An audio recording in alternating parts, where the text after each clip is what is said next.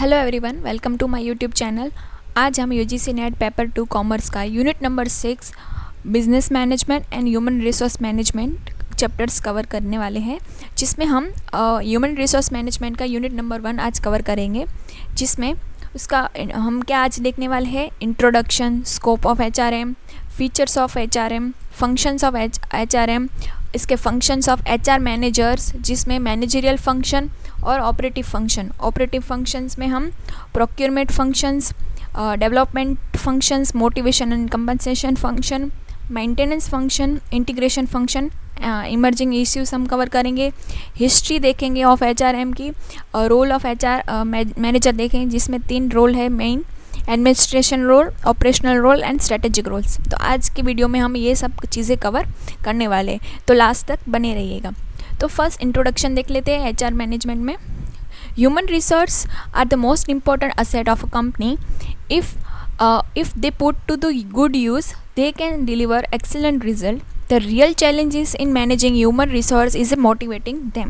ठीक है कि ह्यूमन और बाकी चीज़ें जो बिजनेस में होती है वो रियल नहीं है।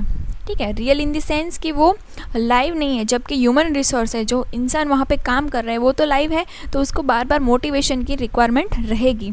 To get the best out of people, the employer need to involve them, उनको इन्वॉल्व करना रखना चाहिए, trust them and encourage them to the come out with winning ideas and useful suggestions.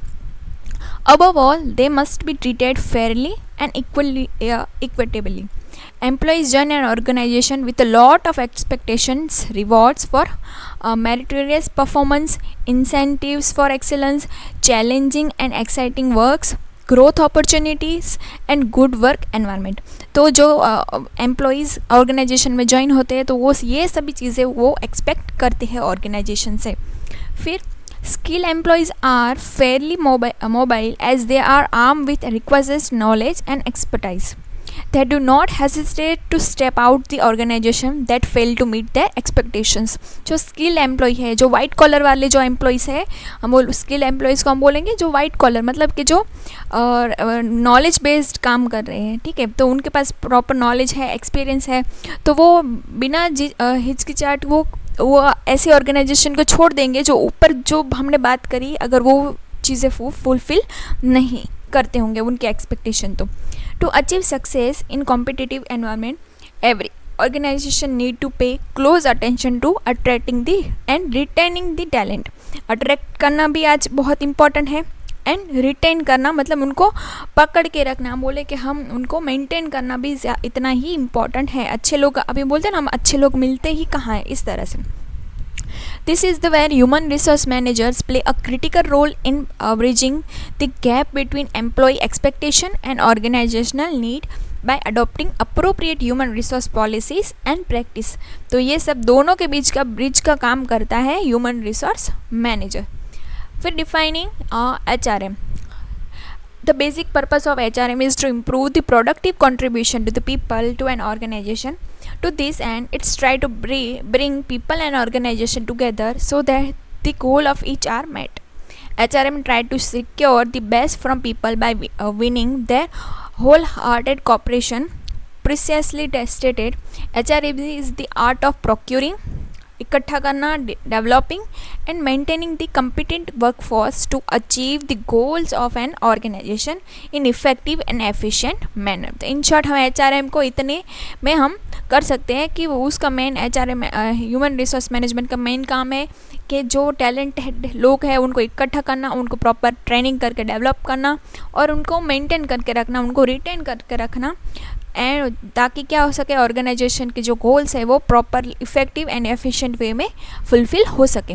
अब देखेंगे स्कोप ऑफ HRM।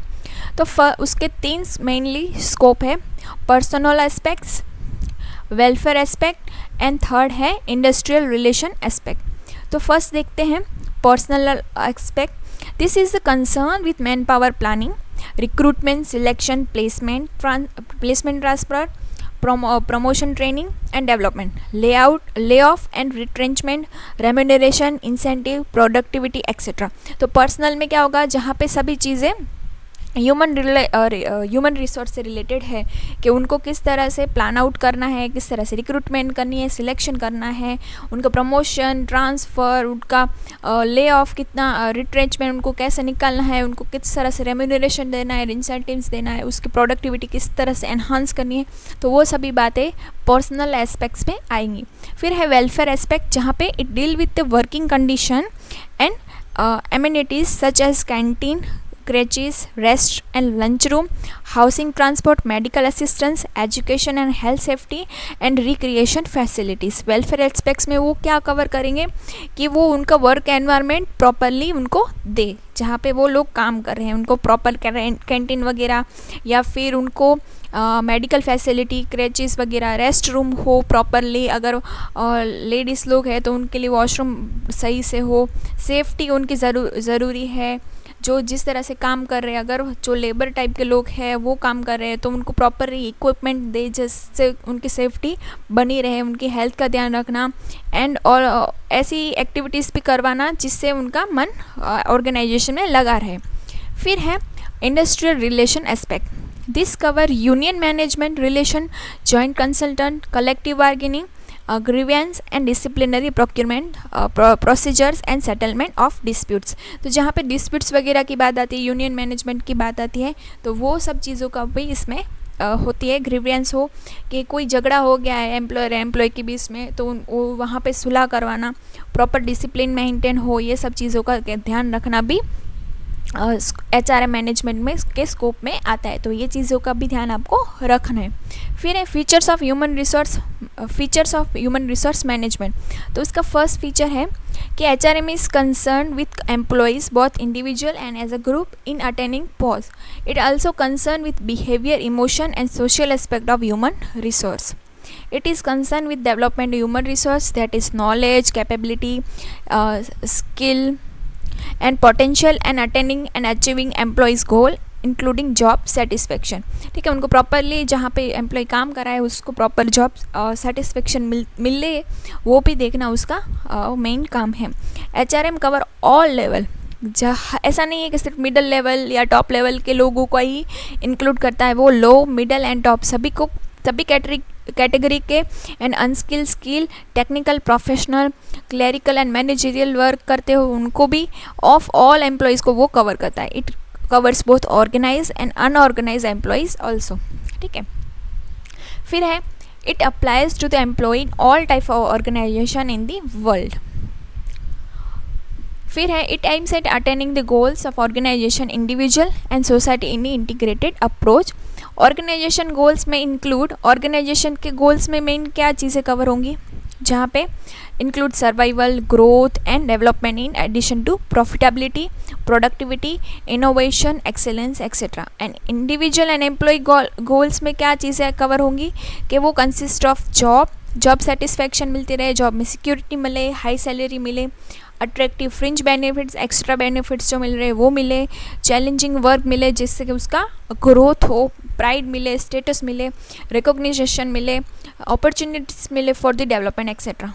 फिर है goal of the society. Society में क्या होगी, इंक्लूड इक्वल एम्प्लॉयमेंट अपॉर्चुनिटी, जहाँ पे मैन एंड वुमन के बीच में डिफरेंस ना करें, protecting the disadvantage sections and physically handicap लोगों को भी अपॉर्चुनिटी मिले, minimisation of inequalities in the distribution of income by minimising wage differential. ठीक है, वेज डिफरेंशिएशन ना हो, developing the society in general by organising developmental activities. तो ये सभी चीज़ों का भी वो फीचर्स में ही आ जाता है ह्यूमन रिसोर्स मैनेजमेंट के। तो और ऑर्गेनाइजेशन के क्या गोल्स है वो अलग है, इंडिविजुअल के गोल्स अलग है और सोसाइटी के अलग है, लेकिन इन तीनों के गोल्स को एक करके प्रॉपरली ऑर्गेनाइजेशन में काम करना है।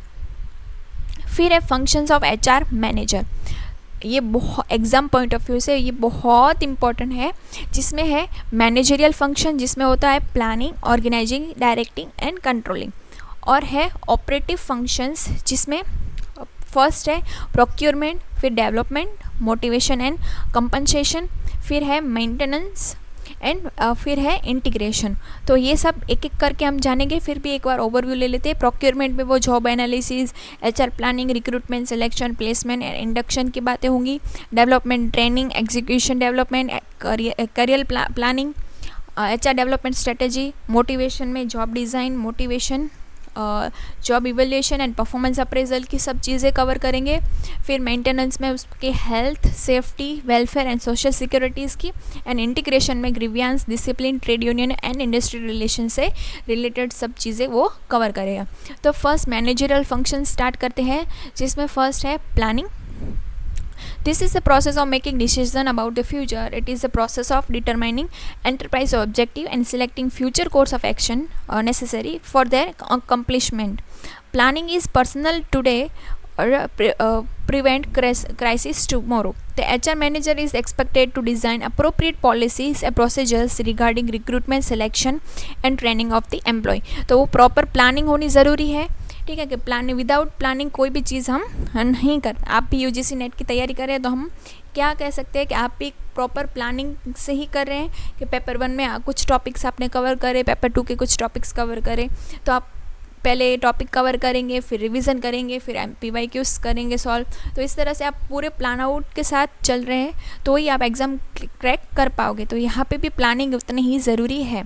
फिर organising, this function is primarily concerned with proper grouping of personal activities, assigning of different groups of activities to different individual and delegation of the authority. Creation of a proper structure framework is primary task. Proper organise करना, किसको कौन सा काम देना है वो देखना सब ऑर्गेनाइजेशन में आएगा, कि प्रॉपर ग्रुपिंग करें कि जो जिसका काम है उसको ही वो सौंपे, जिसकी वजह से काम एक्यूरेटली एंड एफिशिएंटली हो जाए।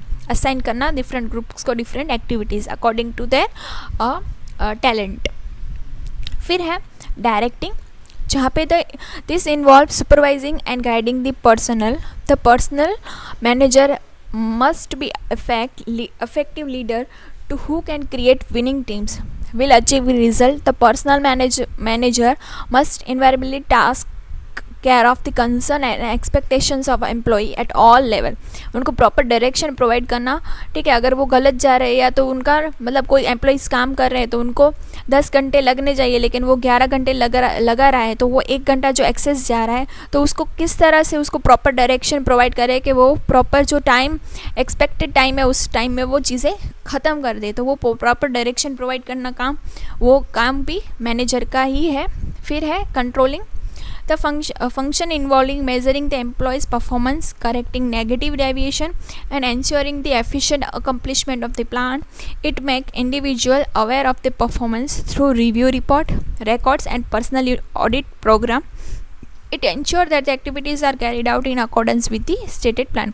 प्रॉपर कंट्रोल करना, अगर चीज़ों जो कर दिया है अगर प्रॉपरली वो काम नहीं हुआ है या कैसे करेंगे, तो अगर कहीं पे भी कंट्रोलिंग नहीं होगी तो क्या होगा कि वो काम कोई भी कैसे भी करे, ठीक है। तो वो अगर किसी बंदे पे कंट्रोल नहीं करा जाएगा तो वो काम अच्छे से नहीं होगा। तो कंट्रोलिंग का भी इतना ही इम्पोर्टेंस है।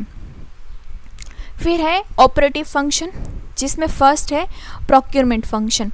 प्रोक्योरमेंट मतलब क्या, हम इकट्ठा करना, जो रियल टैलेंट है उसको इकट्ठा करना। Procurement is concern with hiring people who possess the requisite skill, knowledge and aptitude.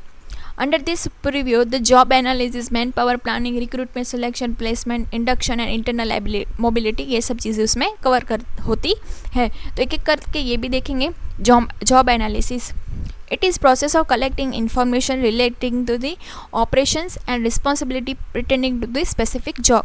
तो उसका काम भी ये है कि प्रॉपर जॉब एनालिसिस करना, कि जो काम उसको सौंपा गया है वो स्पेसिफिक वे में हो जाए, कि जो उसकी रिस्पॉन्सिबिलिटी है वो फुलफिल करे। तो जॉब एनालिसिस में यही होगा कि प्रॉपरली वो जॉब को एनालाइज कर रहा है according to their need. Human resource planning करेगा, it is a process of determining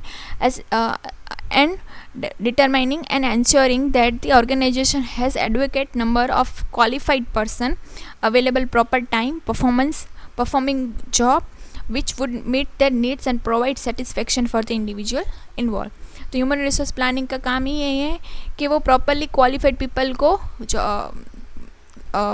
organisation में मेंटेन करके रखे प्रॉपर टाइम पे, ठीक है, performing the job.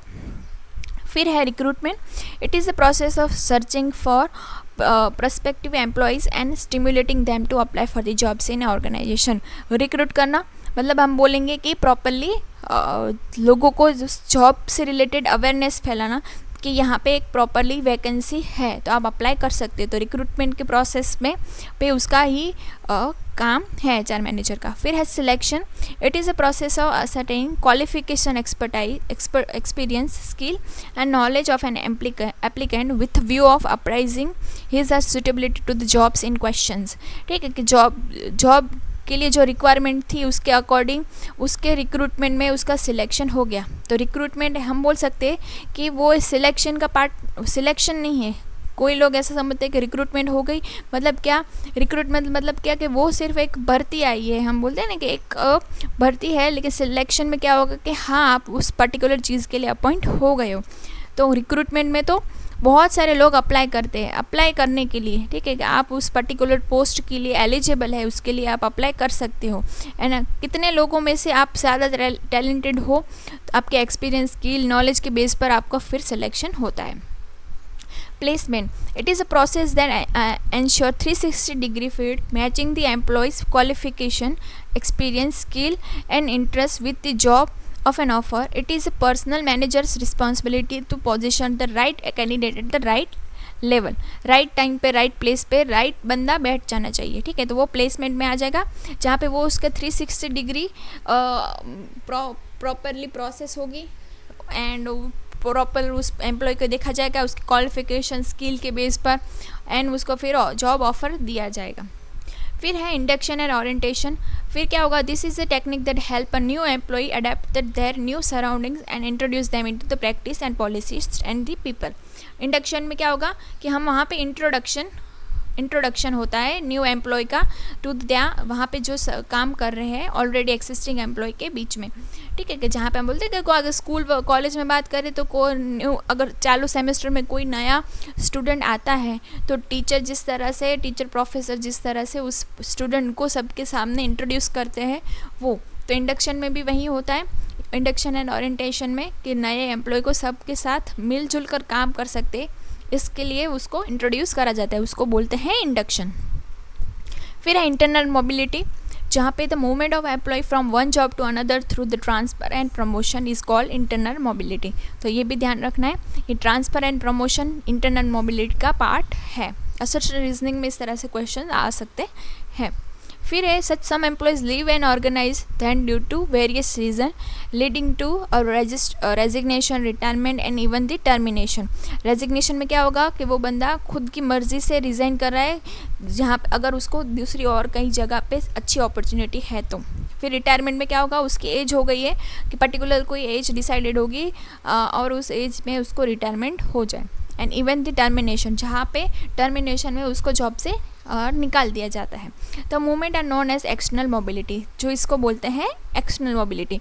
Internal mobility में क्या होगा कि वो एक ही जॉब में एक जगह से दूसरी जगह पे, यहाँ प्रमोशन में क्या होगा, पहले वो मतलब ऐसा है, जूनियर क्लर्क था, जूनियर से अभी उसको सीनियर क्लर्क बना दिया तो उसका प्रमोशन हो गया। एंड ट्रांसफ़र में क्या होगा, जूनियर क्लर्क वो पर्टिकुलर एक सिटी में था, अभी उसको वही सेम ही ब्रांच की दूसरी सिटी में जो ब्रांच है उस ऑर्गेनाइजेशन की, तो वहाँ पे उसको ट्रांसफ़र कर दिया लेकिन सेम पोस्ट में ही, तो उसको बोलेंगे ट्रांसफ़र। तो वो इंटरनल मोबिलिटी है। एंड एक्सटर्नल मोबिलिटी में ये सब आता है, रेजिग्नेशन, रिटायरमेंट एंड टर्मिनेशन। तो ये सब चीज़ों का भी क्वेश्चन बनता है, तो ये भी आप प्लीज़ ध्यान रखिएगा। फिर ये प्रोक्योरमेंट फंक्शंस हो गए। फिर है डेवलपमेंटल फंक्शंस, जिसमें फर्स्ट है ट्रेनिंग। नाम से पता चल रहा है कि वहाँ पे ट्रेनिंग मतलब डेवलपमेंट की बात हो रही है पर्टिकुलर एम्प्लॉयज़ की ट्रेनिंग, जिसमें it is continuous process by which employee learn skill, knowledge, abilities and attitude to further organisational and personal goals and capabilities through the appropriate programme. फिर है उसमें एग्जीक्यूटिव डेवलपमेंट, जिसे it is a systematic process of developing managerial skills. Managerial skills को जो और enhance करने के लिए करा जाता है। फिर है career planning and development. It is the planning of one's career and implementation of career plan by means of educating, training and job search and acquisition of work experience It includes success planning, which implies identify, developing and tracking key individual for executive position. तो career planning and development में भी वही होता है कि particular जो भी employee काम कर रहे हैं तो उसको प्रॉपरली एजुकेट करना, ट्रेन करना एंड प्रॉपरली जॉब में उसको वर्क एक्सपीरियंस बना रहे, ये सब चीज़ों का भी ध्यान उसको रखना, ये सब उसमें आ जाता है. ह्यूमन रिसोर्स डेवलपमेंट में HRD aims are developing the create a climate that enable every employee to develop and use his order to further both individual and organisation goals. ठीक है, ह्यूमन रिसोर्स डेवलपमेंट में वो ऐसा नहीं करेंगे कि सिर्फ आप ऑर्गेनाइजेशनल गोल पर ही ध्यान दें, लेकिन वो ऐसा एनकरेज भी करेगा कि इंडिविजुअल गोल्स को भी वो ध्यान दे. फिर है next motivation and compensation function.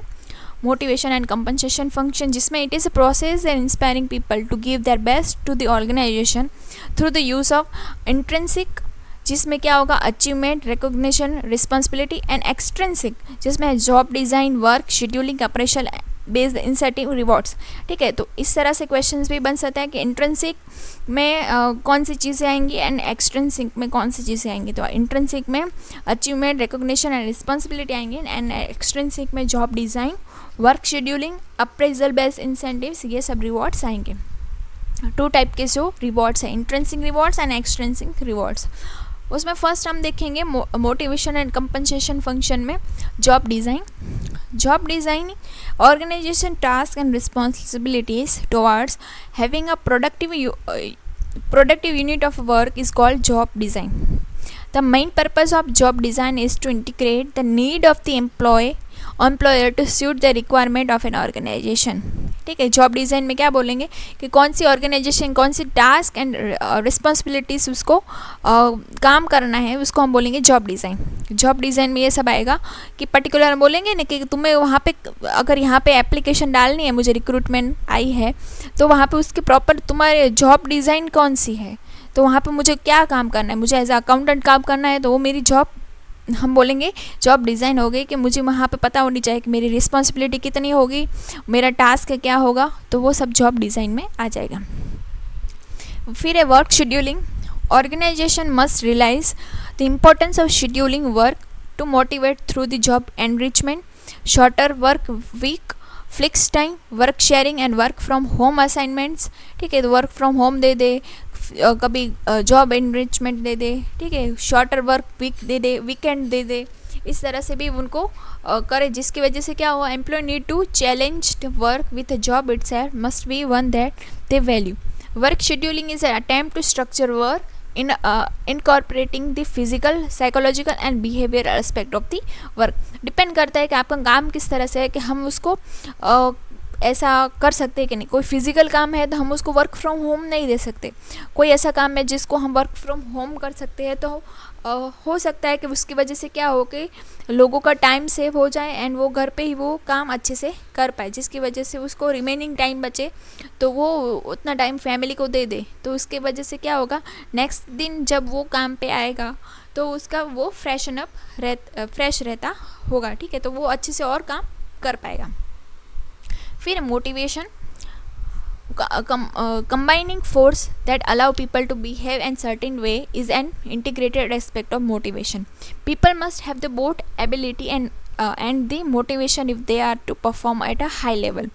Manager generally try to motivate people through proper administration reward, जैसे financial as well as non financial. ये भी इन डिटेल आगे आएंगे, लेकिन फाइनेंशियल में क्या होगा कि उसकी सैलरी इंक्रीज़ कर दे, उसको बोनस दे दे, उसको इंसेंटिव प्रोवाइड करे, इस तरह से. नॉन फाइनेंशियल में क्या होगा कि उसको उसका स्टेटस बढ़ा दे, उसका रोल बड़ा कर दे एंड उसको कोई अवार्ड दे दे या फिर उसके नाम से कुछ ऐसी अच्छी चीज़ें मतलब बोले, जिसकी वजह से क्या होगा कि उसको मोटिवेशन फील हो. तो फाइनेंशियल में जहाँ पे मनी रिलेटेड हो जाएगी, नॉन फाइनेंशियल में जहाँ पे उसका नाम को बड़ा चढ़ा के उसको मोटिवेट करा जाएगा. मोटिवेशन में ये सब होगा. फिर है job evaluation.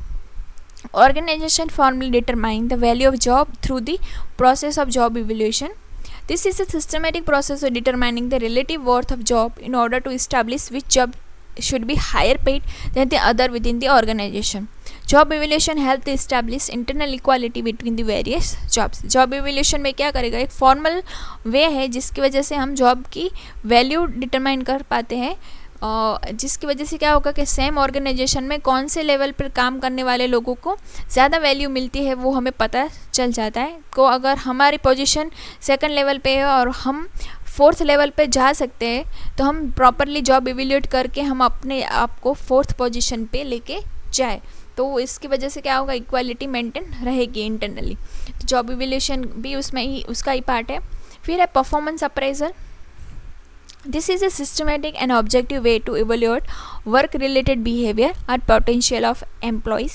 It is a process that involves determining the communicating to employees how he or she is performing and ideally establish a plan of improvement. Performance appraisals में क्या होगा कि वो properly जो उसको जिसके systematic objective way to evaluate work related behavior उसका कैसा है, बराबर, उसको जो काम उसको जो टास्क दिए है वो कितने टाइम में कितनी एफिशिएंटली और कितनी जल्दी वो कर लेता है और कितना वेस्टेज वो नहीं करता, वो सब चीज़ों पे वो कहाँ पे वो फॉल कर रहा है, ठीक है, वो कहाँ पे है, तो वो सब चेक करना परफॉर्मेंस अप्रेजल में आएगा। उसके भी बहुत सारे टाइप्स है, वो आगे हम नेक्स्ट वीडियो में कवर करेंगे।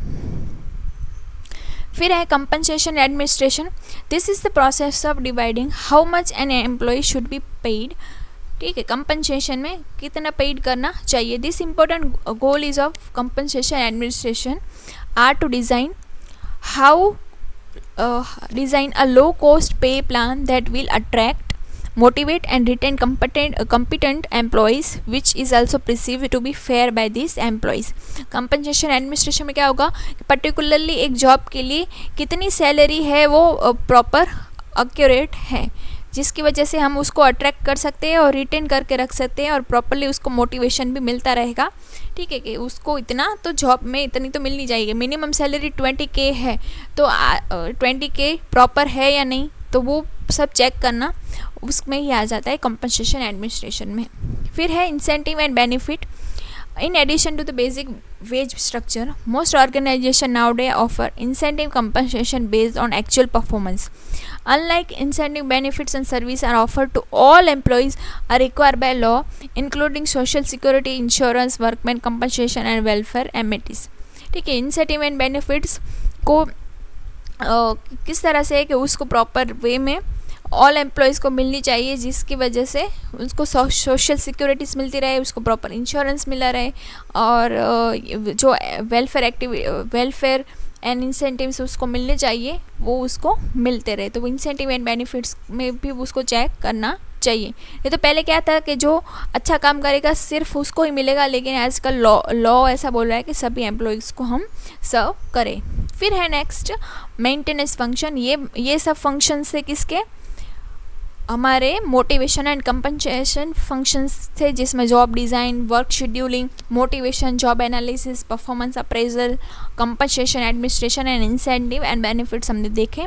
आप ये सब भी कम से कम अगर सब चीज़ें नहीं कर रहे हो तो ये जो ब्लैक वाले हैं ना वो कीवर्ड्स आप लिख लीजिएगा अपने बुक में, क्योंकि इस तरह से पूछ लेते हैं कि मेंटेनेंस फंक्शन में कौन कौन सी चीज़ें कवर होती है, तो आपको सब ये चीज़ें पता होनी चाहिए। तो मेंटेनेंस फंक्शन में it aims at protecting and preserving the physical and psychological health of the employees through the various welfare measures. Health and safety में क्या होगा, managers at all level are expected to know and enforce safety and health standards throughout the organization.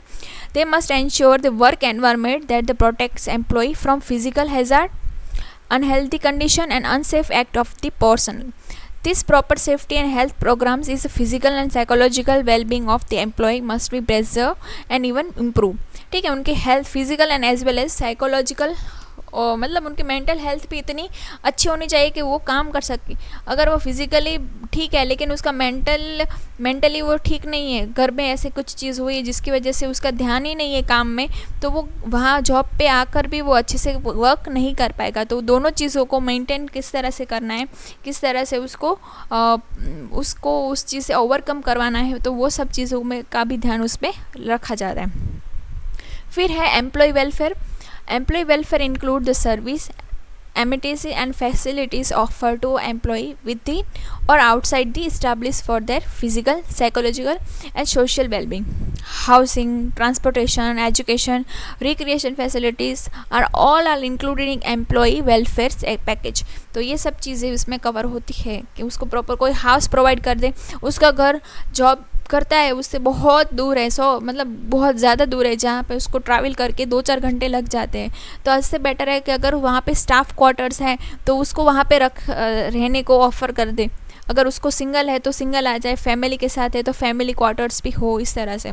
तो इससे क्या होगा कि उसको काम करने में उसका टाइम कम जाएगा. तो उससे क्या मतलब उसका ट्रैवलिंग में समय बचेगा, तो वो फ्रेश रहेगा डायरेक्ट काम करने के लिए.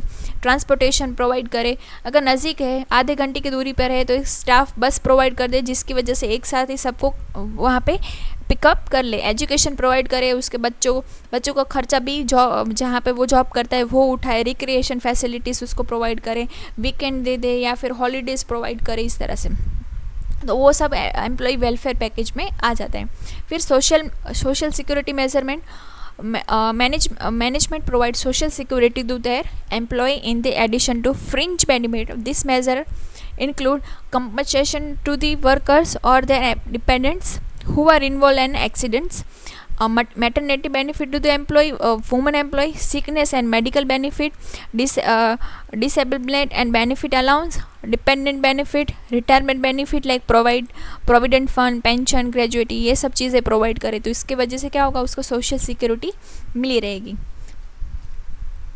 फिर है next integration functions. Integration functions try to integrate the goals of an organization with employee aspiring through various employee-oriented programs like redressing grievance, promptly instituting proper disciplinary measure, empowering people to decide this independently, encouraging participant culture and offering constructive help to their trade union. Integration में क्या होगा कि properly सब मिलजुल कर अच्छे से काम कर सके, वो सब देखने का काम उसका मैनेजर का रहता है. इसमें फर्स्ट है grievance redressal. Grievance is a factor involving wage hours or condition of employment that used as a complaint against the employer. Constructive grievance holding depends first on the manager's ability to recognize, diagnose and correct the cause of potential employees' dissatisfaction before it convert into the formal grievance. जहाँ पे ये question पूछ सकते हैं, constructive grievance formal grievance में कब convert होता है. तो असर्शन रीजनिंग में इस तरह से क्वेश्चन हो सकता है, जहाँ पे मैनेजर की एबिलिटी है कि वो स्टार्टिंग में ही देख ले कि उसका जो एम्प्लॉई है उसका जो बिहेवियर है इस तरह से है, उसको डायग्नोज कर ले कि उसको कुछ ना कुछ ऐसा है कि हाँ उसको सही नहीं लग रहा है, तो वो प्रॉपर डायग्नोज कर ले तो वो प्रॉपर ग्रीवियंस फॉर्मल ग्रीवियंस में कन्वर्ट नहीं होगी. ग्रीवेंस में क्या होगा कि स्पेशली वेजिस से रिलेटेड कंप्लेंट होती है कि अगर उसको बोले कि आप 100 रुपीज़ इंक्रीज़ करके दो, अगर वो एम्प्लॉयर ना करके दे तो एम्प्लॉय को वो अच्छा नहीं लगता. तो इसकी वजह से क्या होता है कि इस तरह से ग्रीवेंस बढ़ती है. फिर है discipline. It is a force that prompts an individual or group to observe the rules, regulation and procedure that are deemed necessary for attainment of the objective. Discipline में रहना ज़रूरी है, जिसके इंडिविजुअल हो या ग्रुप हो, जिसको प्रॉपरली ऑब्जर्व करा जाता है कि रूल्स एंड रेगुलेशन को प्रॉपरली फुलफिल करे. Team and team work. Self-managed team have emerged as the most important formal groups of today's organization. They enhance employee involvement and have to potential to create positive synergy by increasing work integration. They create camaraderie among teamworks. They encourage individual to put group goals above their individual goals. Team have inherent strength which ultimately lead to organizational success at various level. Team and teams work में क्या encourage करा जाता है कि वो अपने individuals जो गोल है उसको ग्रुप इंडिविजुअल को गोल को ग्रुप गोल से कम रखें. मतलब एंकरेज करा जाता है कि इंडिविजुअल को put group goals above their individual group. ठीक है, कि वो सिर्फ अपना स्वार्थ ना देखे, वो सभी टीम को बढ़ा के रखे. ठीक है, कि अगर कोई क्रिकेटर है वो सिर्फ अपना ही देखे कि मैं अपने हिसाब से ही सबसे ज़्यादा रन्स बनाऊं और वो टीम को ना देखे, तो वो टीम मैच हार जाती है। तो इस वहाँ पे क्या कहा जाता है कि आप इंडिविजुअल ना देखो, आप पूरा ग्रुप को देखो, पूरी टीम को देखो, इस तरह से। फिर है collective bargaining. It is a process of agreeing on the satisfying labor contract between the management and union. The contract contain agreement about its to employment such as wages, hour, promotion and discipline, layoff, benefit, vacations, rest pauses and the grievance procedure. Collective bargaining में ये सब चीज़ें आ जाती है, जहाँ पे वो इन सभी टॉपिक से रिलेटेड प्रॉपर सेटिस्फैक्ट्री उनको आंसर करते हैं, जहाँ पे मैनेजमेंट एंड यूनियन साथ में बैठकर इस सभी चीज़ों से रिलेटेड डिसीजंस लेता है। फिर नेक्स्ट है इसमें एम्प्लॉय पार्टिसिपेशन एंड एम्पावरमेंट, जहाँ पे participant means sharing and decision making power with in lower ranks of an organization in appropriate manner. When workers participate in organization decision, they are able to see the big picture clearly and how their actions should be impact the overall growth of an company. जहाँ पे बोला जाता है कि workers को अगर participant करने का मौका मिले ऑर्गेनाइजेशन में, कि वहाँ उनको भी कुछ डिसीजन मेकिंग के लिए हक दें, तो उनको भी पता चले कि ओवरऑल ग्रोथ कंपनी की कैसे हम कर सकते हैं। They can offer feedback immediately based on the experience and improve the quality decision. Since they are now treated as a respect, they bring to view the job and organization and their own commit themselves to organizational objective and wholeheartedly। ठीक है, कि अगर जो worker हैं उनको भी ऐसा मौका मिले कि आप कुछ डिसीज़न ले सकते हो, या आपको कुछ चेंज करने को आपको लगता है कि आप बोलो तो टाइमिंग में कुछ हम चेंज कर सकते हैं, या किस तरह से आपको जो रिक्वायरमेंट है आप बोलिए, तो उनको भी लगेगा कि हाँ ऑर्गेनाइजेशन हमारे बारे में सोच रही है, तो उनको भी लगेगा कि हाँ तो ये ऑर्गेनाइजेशन मेरी है। तो जब उनको वो इस तरह से जो फीलिंग जनरेट होगी, उसकी वजह से वो अच्छे से और काम कर पाएंगे वहाँ पे। फिर है trade union and employees association. Trade union is association either of the employees और employer or independent worker. It is relatively permanent body formed by worker with the objective to countering exploitation and harassment. जहाँ पे कुछ ऐसा गलत चीज़ हो रही है उसके अगेंस्ट आवाज़ उठाने के लिए ट्रेड यूनियंस होती है। Its strive towards providing economic and social benefit to the labour community. Trade unions have always played a powerful role in proving to lot of workers in India using aggressive bargaining tactics. However, since 1990, situation has changed dramatically. Unable to fight the forces of competition, many employers have been forced to shut down units and scale down operations. This has made both parties realize the importance of bargaining for rights and an atmosphere of give and take. जहाँ पे employer and employ सिर्फ अपने and से लड़ाई झगड़े ही करेंगे, तो उसकी वजह से दोनों का नुकसान होगा। तो एट दी एंड उनको समझ आ रहा है कि हाँ कि लड़ाई झगड़े से अच्छा है कि दोनों मिलकर सॉर्ट आउट कर ले। फिर है इंडस्ट्रियल रिलेशन, वो मेंटेन करके रखना है, जहाँ पे harmonisation industrial relation between labour and management are essential to achieve industrial growth and higher productivity. जहाँ पे उनको when the relationship between parties is not cordial, discontentment develop and conflict erupt abruptly. It is not always easy to put out the fire with an existing dispute settlement machinery created by the government. Hence, the both labor and management must appreciate the importance of the openness, trust and collaboration that day to day dealing. ठीक है, कि वो अपने and से industrial relation maintain करके रखना दोनों का ही काम है, लेबर एंड मैनेजमेंट दोनों का।